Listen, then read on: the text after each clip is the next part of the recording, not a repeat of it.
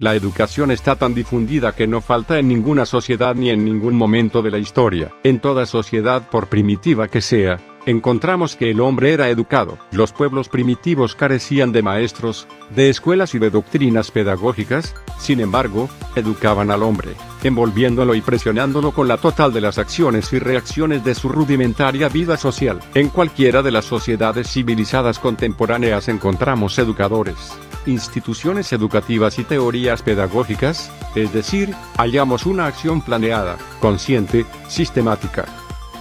En el antiguo Egipto, las escuelas del templo enseñaban no solo religión, sino también los principios de la escritura, ciencias, matemáticas y arquitectura. Los sistemas de educación más antiguos conocidos tenían dos características comunes: enseñaban religión y mantenían las tradiciones de los pueblos. De forma semejante, en la India la mayor parte de la educación estaba en las manos de los sacerdotes. La India fue la fuente del budismo, doctrina que se enseñaba en las instituciones a los escolares chinos, y que se extendió por los países del lejano oriente. La educación en la antigua China se centraba en la filosofía, la poesía y la religión, de acuerdo con las enseñanzas de Confucio, Lao Tse y otros filósofos. El sistema chino de un examen civil, iniciado en ese país hace más de 2000 años, se ha mantenido hasta el presente siglo, pues, en teoría, permite la selección de los mejores estudiantes para los puestos importantes del gobierno. Los métodos de entrenamiento físico que predominaron en Persia y fueron ensalzados por varios escritores griegos, llegaron a convertirse en el modelo de los sistemas de educación de la antigua Grecia, que valoraban tanto la gimnasia como las matemáticas y la música. La Biblia y el Talmud son las fuentes básicas de la educación entre los judíos antiguos. Se les enseñaba a los judíos conocimientos profesionales específicos, natación y una lengua extranjera.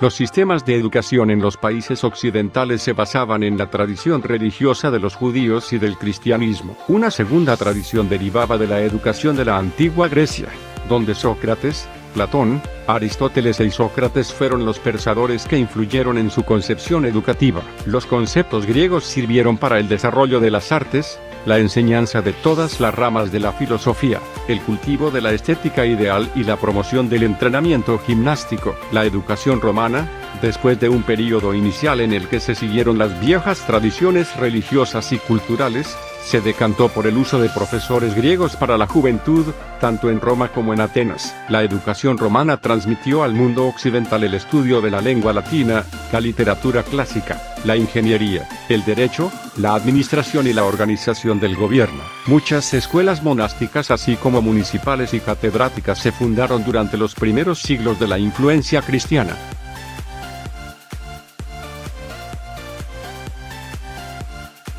En el occidente europeo, durante el siglo IX ocurrieron dos hechos importantes en el ámbito educativo.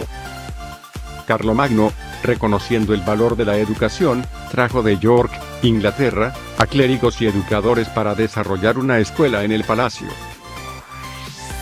Entre el siglo VII y el siglo IX, la presencia de los musulmanes en la península ibérica hizo de Córdoba un destacado centro para el estudio de la filosofía, la cultura clásica, las ciencias y las matemáticas.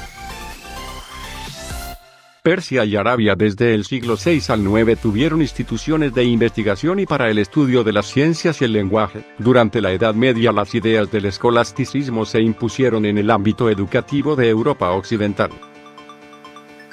El escolasticismo utilizaba la lógica para reconciliar la teología cristiana con los conceptos filosóficos de Aristóteles. En cualquiera de las sociedades civilizadas contemporáneas encontramos educadores, instituciones educativas y teorías pedagógicas. La educación es hoy prácticamente universal, pero la realidad indica que un amplio número de niños, quizá el 50% de los que están en edad escolar en todo el mundo, no acuden a la escuela.